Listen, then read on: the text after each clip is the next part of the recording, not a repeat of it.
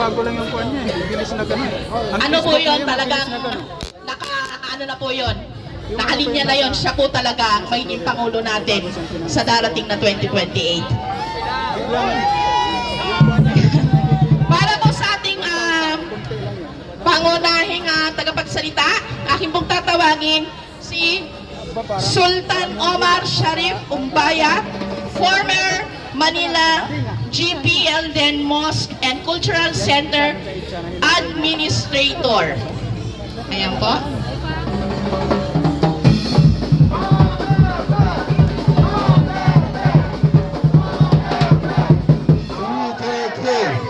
Duterte!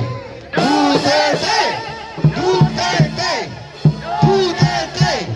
Duterte! Duterte! Ang pag-asa ng sambayanang Pilipino. Sino?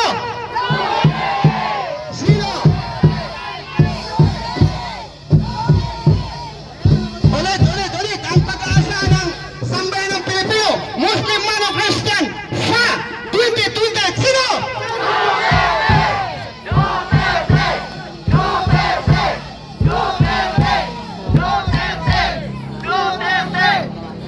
For the real sons of the Filipino people, Ate Sara, for 2020, sige! Ate Sara, BP Sara, para sa 2020! Opo!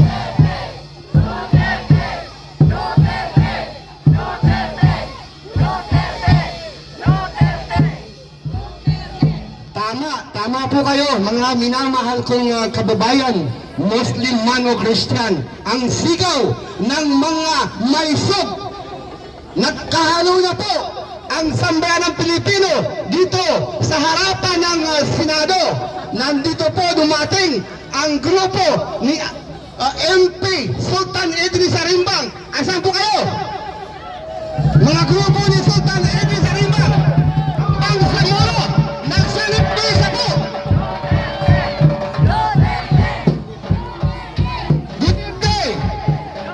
Okay, dito na po kami nagsanip pwersa po ang Bangsamoro Transition Authority sa pamumuno ni Sultan Idris Arimbang para po ipakita, ito na po siya, Duterte, at ang aking pinsan, ang kanyang babae, si Princess Barabit Arimbang, nandito na po sila.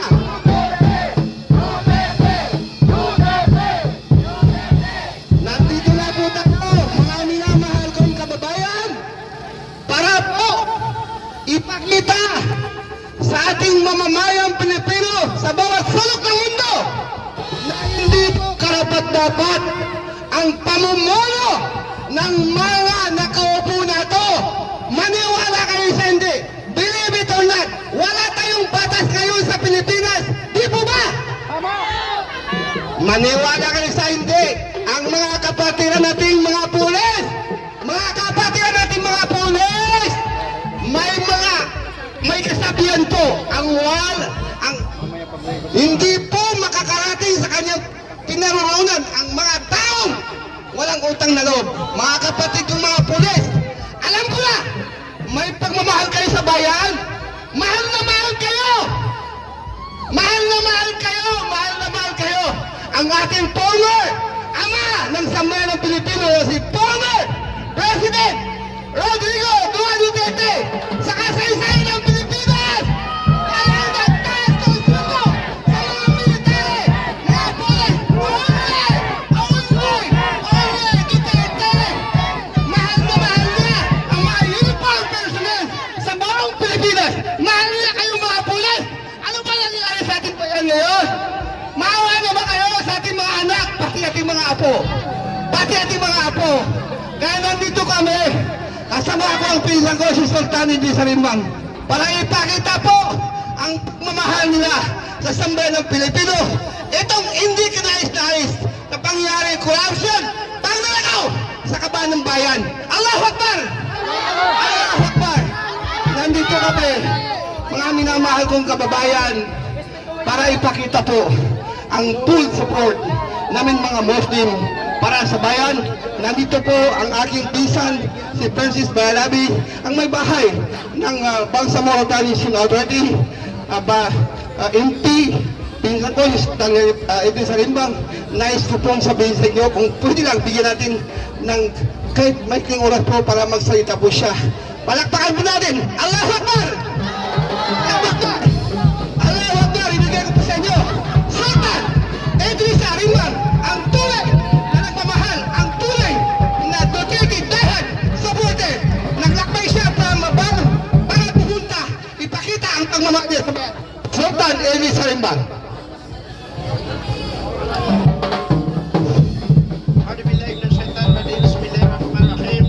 Assalamualaikum warahmatullahi ta'ala wabarakatuh.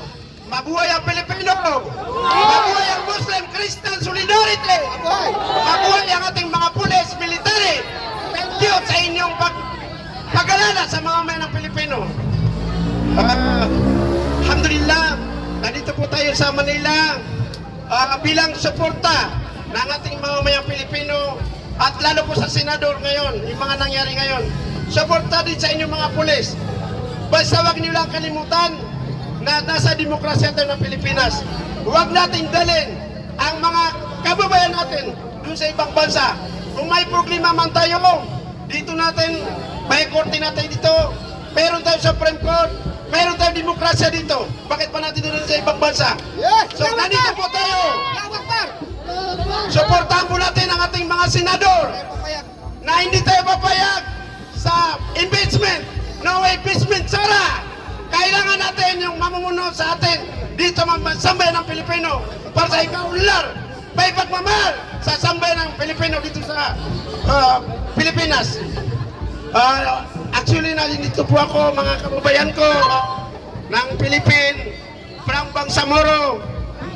Ako po isang appointed ni Tatay Digong nung siya po ay presidente. First parliamentary na Bangsamoro dito sa Lanao del Sur. Dito sa Bangsamoro, na inappoint ni Tatay na Maranao.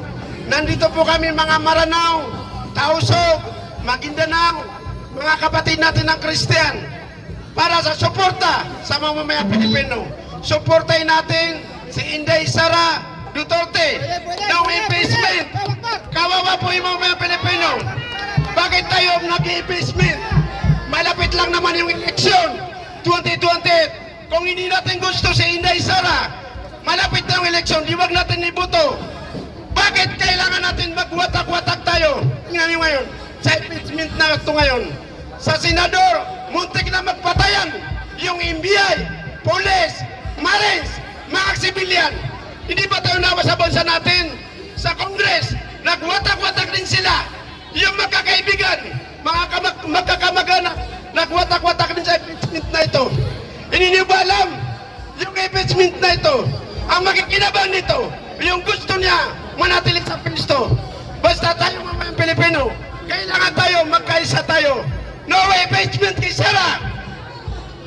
Palagi natin sinasabi na si Inday Sara Carpio, kung may nagawa siya na hindi tama, wag natin ibuta 2020. Hindi natin kailangan mag-impeach. Para sa atin yan, gumagasto ang senador, gumagasto ang Congress para sa impeachment. Wala mang kasalanan si Sara. Alam niyo ba, 125 million, napakalit lang yan. Ginastos lang yan sa opisina. Alam niyo na, mga kapatid kong pulis. Sino yung government dito? Alam natin yan, na gumagastos ang opisina. Alam niyo yun. Bakit yung mga mali-malita? Huwag tayo matangit ang pangalan. Di ba mayroong mga mali-malita? May mga ebidensya na wala namang, hindi naman na-impis. Dapat ang yan ang inimpis. Binoto ng taong bayan yan. Alam niyo ba yung mga mali-malita? Pira natin yan mamayang Pilipino. Lahat tayo. Lahat ng government. Tayong mga Pilipino ang nagsusweldo sa kanila. Pira natin yan. Bakit tayo pumapayag na yung malitat nadala lang sa ibang tao, nadala sa ibang country? Tinatago nila. Kaya kailangan natin yung mali-malita na yan ang imbestigay natin. Huwag si Bibi Sara. Ito naman si Bato. Kung may problema kay Bato, mayroon man tayo korte dito, mayroon tayong mga artist dito sa bansa natin, mayroon tayong judgment, mayroon tayong demokrasya. Bakit natin nadalhin sa ibang bansa? Nagsasalita ako dito para sa ating mga mayan. kahit sinong presidente, kahit sinong general, policeman o sundalo, tayo mamaya Pilipino, pag dadalhin tayo sa ibang bansa, papunta rin tayo sa lansangan para magrally, na huwag yung kasama natin, Pilipino, dinalhin sa ibang bansa. Kaya lahat, huwag tayo papayag na yung tayo mamaya Pilipino, na dadalhin sa ibang bansa. Ano ba tingin sa atin? Wala ba tayong korte? Nandiyan kayo mga polis namin, nagpapasalamat kami sa inyo. Nandiyan kayo, di ba? Di ba may korte tayo? Nandiyan kayo kung may gumawa ng masama, kukulin nyo. Dalhin sa korte. Bakit natin uulin si Bato nung nadalhin sa ibang bansa? Hindi rin natin malalaman. Pag dinala doon si Bato sa ibang bansa, kung may kasalanan man siya, wala. Dito tayo, sa ating bansa, para alam natin kung tama ba yung mga binibintang kay Bato o hindi. Hindi ba totoo? Hindi. So, kailangan natin magkaisa tayo.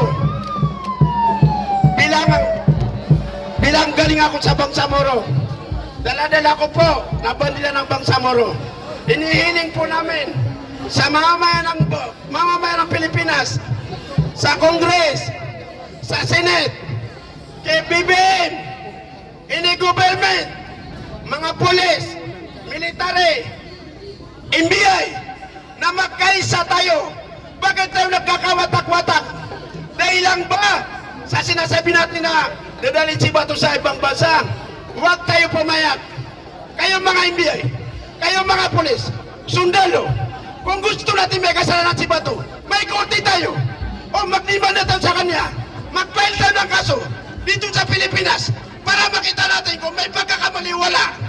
Kawawa siya, kung wala ba siya kasalanan, nadadali natin sa ibang bansa. Hindi ka katarungan yan, hindi pa katarungan yan. So, nandito rin kami para ipakita sa mga mayang Pilipinas.